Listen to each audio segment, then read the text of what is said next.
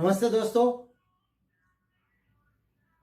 जीवन की इस भव्य पाठशाला में मेरे सभी सहपाठियों का स्वागत है। प्रश्न से हर मसला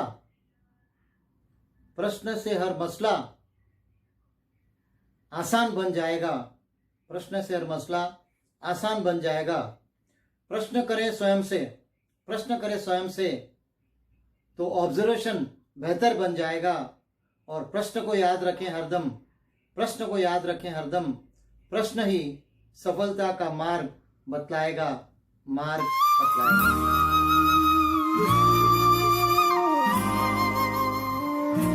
प्रश्न हमारे जीवन का अभिन्न अंग है।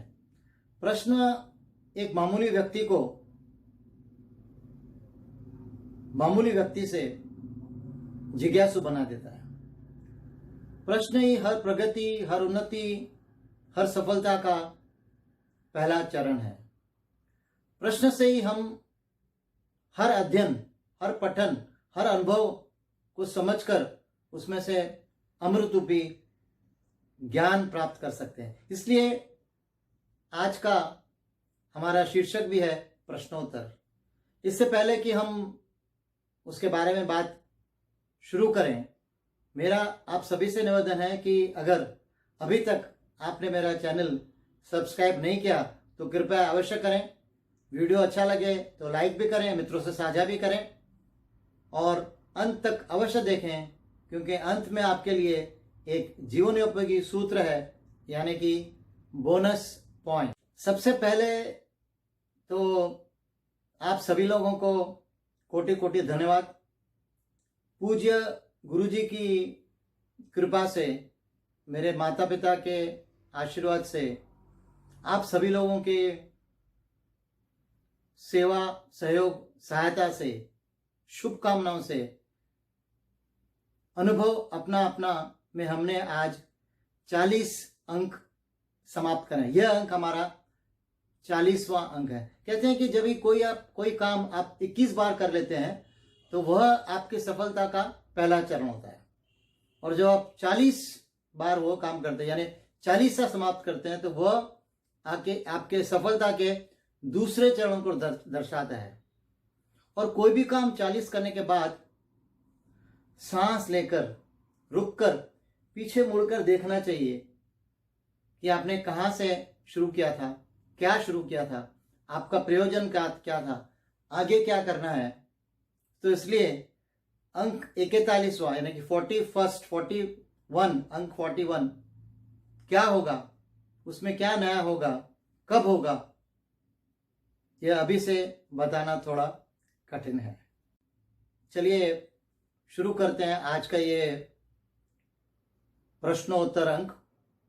सबसे पहले तो मैं बता दूं कि मेरे जो उत्तर होंगे वो कदाचित 100% समाधान कारक नहीं भी हो सकते हैं, क्योंकि स्कूल कॉलेज में जो प्रश्न होते हैं उनका एक ही उचित उत्तर होता है, किंतु जीवन की इस भव्य पाठशाला में जो जीवन के प्रश्न होते हैं, जीवन के पाठशाला के प्रश्न होते हैं, उनके कई उचित उत्तर हो सकते हैं। तो मैं भी प्रयास करूंगा कि अपने अनुभव, अपनी जानकारी, अपनी सूझबूझ, अपने बुद्धि के अनुसार जितना हो सके अपने उत्तरों को समाधान कारक और उचित बना सकूं। फिर भी अगर कोई त्रुटि रह जाती है तो मैं क्षमा प्रार्थी हूं।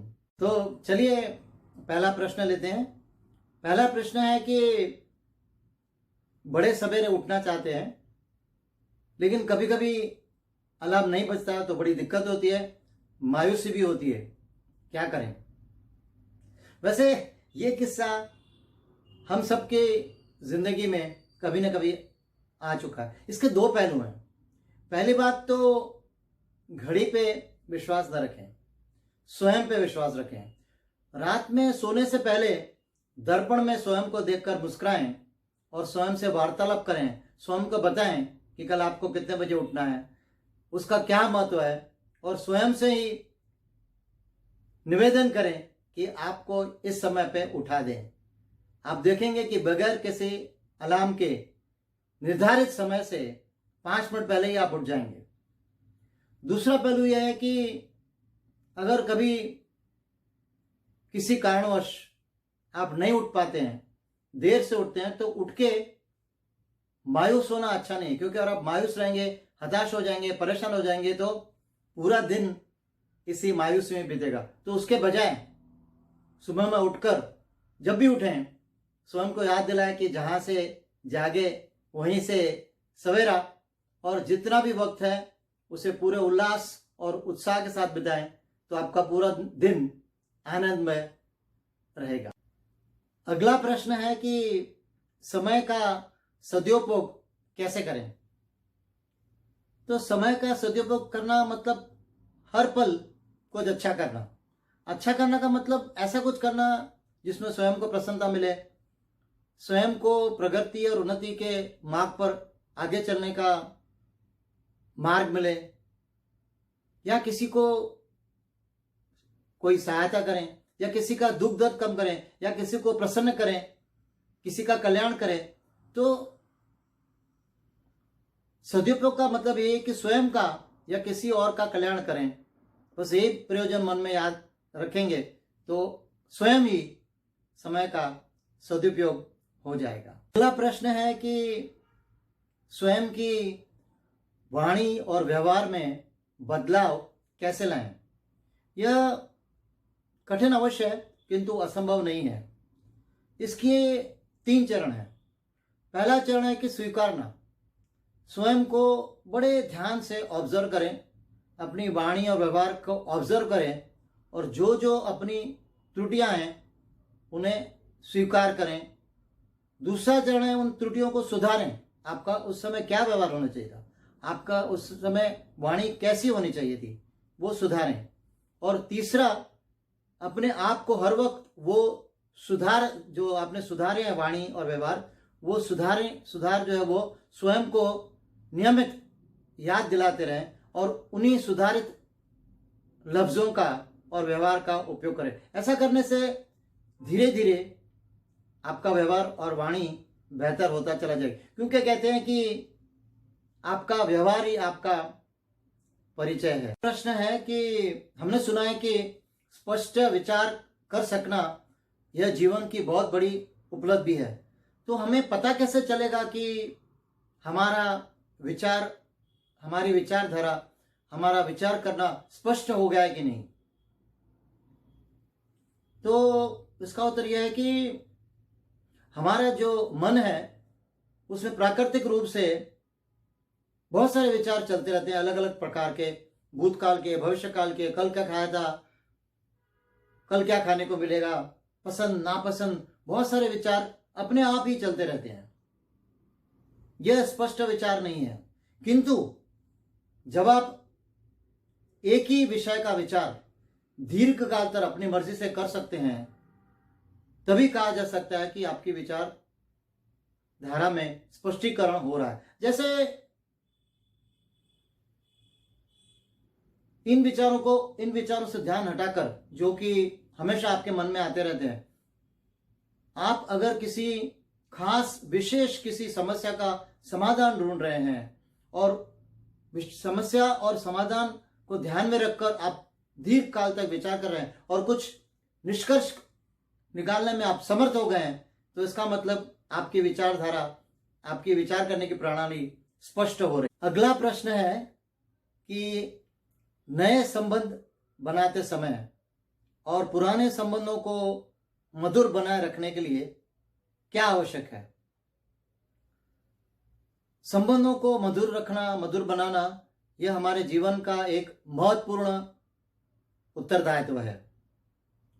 इसके लिए हमें 3 बातों का ख्याल रखना चाहिए। एक तो हमारी विचार दृष्टि सहानुभूतिपूर्ण, सहायतापूर्ण, सहयोगपूर्ण होनी चाहिए। हमारा व्यवहार स्नेह आदर भरा होना चाहिए, और हमारे जो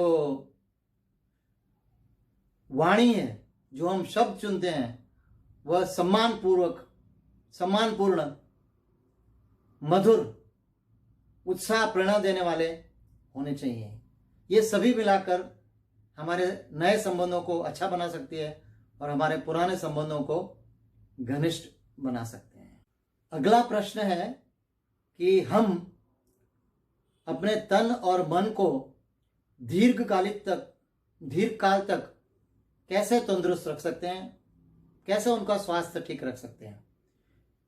इसके लिए हमें 5 बातें नियमित रूप से करनी पड़ेगी।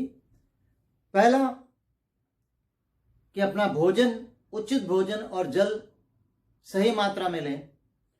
दूसरा, उचित समय पर और सही मात्रा में नींद और आराम करें।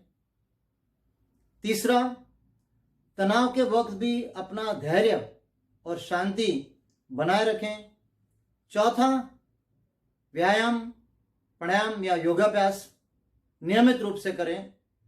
और 5वां और सबसे महत्वपूर्ण, स्वयं से जो हम वार्तालाप करते हैं वो हरदम सकारात्मक रखें। अगला प्रश्न है कि ये जिबरिश क्या है, बड़बड़ाना या ऐसी भाषा बोलना जिसका कोई अर्थ नहीं, इसका क्या उपयोग क्या है और ये जिबरिश है क्या? तो आपको बता दूं कि कभी कभी हमारे मन में ऐसी बातें होती हैं जो न हम मन में रख सकते हैं न किसी को बोल सकते हैं। ये तब होती हैं जब हमने कुछ अनुचित सुना हो या अनुचित दिखा हो, तब ये जिबरिश एक सरल साधन माना जाता है अपने मन को शांत करने का, अपने मन को हल्का करने का।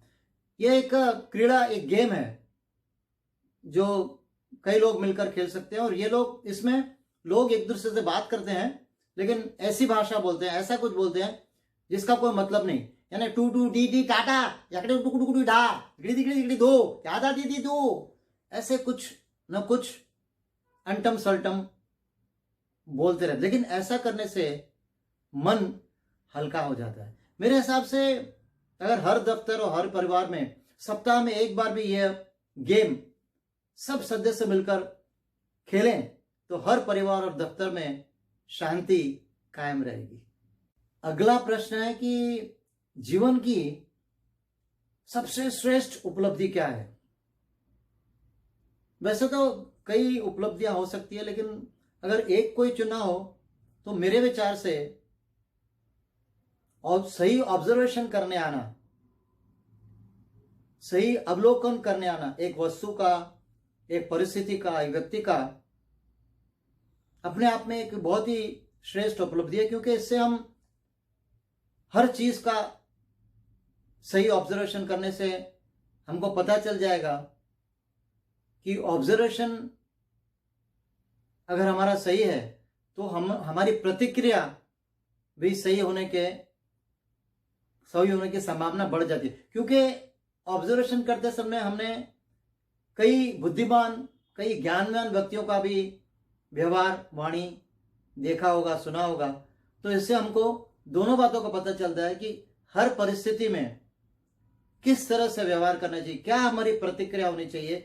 तो ऑब्जर्वेशन मेरे हिसाब से सबसे बड़ी उपलब्धि है जो हमें निरंतर ध्यान देके सीखनी चाहिए। क्योंकि ये एक ऐसी उपलब्धि है कि इससे धीरे धीरे और भी उपलब्धियां हमें मिल जाने की संभावना रहती है। चलिए, अब समय है आज के जीवन उपयोगी सूत्र यानी बोनस पॉइंट का। यह भी एक प्रश्नोत्तर के रूप में है। प्रश्न यह है कि सबसे श्रेष्ठ उपहार क्या है? वैसे तो जब हम अपने किसी भाई बंधु को, पति पत्नी को, बेटे बेटी को कोई उपहार देते हैं, उसकी आवश्यकता के अनुसार उपहार देते हैं, तो वही श्रेष्ठ कहलाया जाता है। क्योंकि आवश्यकता ही श्रेष्ठता का मापदंड है। लेकिन क्या ऐसी कोई चीज है, क्या ऐसा कोई उपहार है जो हम में से हर कोई हरदम चाहता है? विचार कीजिए। हाँ, हम चाहते हैं अपने प्रियजनों से उनका समय और उनके चेहरे पे एक मीठी मीठी मुस्कान। तो आज से संकल्प कीजिए कि अपने प्रियजनों को अमूल्य उपहार दीजिए। पहला, समय दीजिए और दूसरा, मुस्कान दीजिए। इसी के साथ हम यह अंक आज यहीं समाप्त करते हैं। इससे अगला अंक क्या होगा, उसमें क्या नया होगा, ये मुझे भी मालूम नहीं। आप इंतज़ार कीजिए, मैं भी इंतज़ार करता हूँ। तब तक के लिए नमस्कार, धन्यवाद।